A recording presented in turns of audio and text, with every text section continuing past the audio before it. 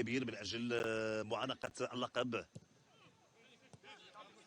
بهدف العوده من جديد، المشاركه كذلك على المستوى الافريقي وعلى المستوى القاري. الرجاء اكيد بجماهيره الكبيره، فدائما يعني سقف الطموحات هو دائما كبير بهدف الفوز بالالقاب. هذه محاوله تمريره، امكانيه تسجيل ودائما تدخل ممتازه. ايوب العملود، ايوب العملود كيوضع الكره في الشباك.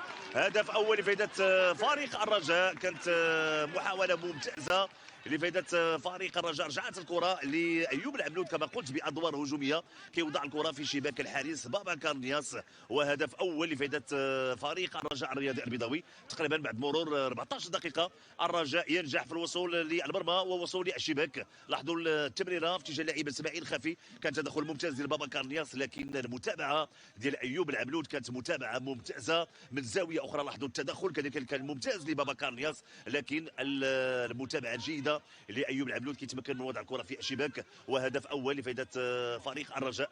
لاحظوا من هذا الزاويه ايوب العملود، لاحظوا التسديده مشات مباشره، رغم ان كانت محاوله من طرف المدافع والعميد محمد بن طرشه اللي حاول انه يبعد الكره، ولكن الكره تستقر في شباك فريق الدفاع الحسن الجديدي، وهدف اول لفائده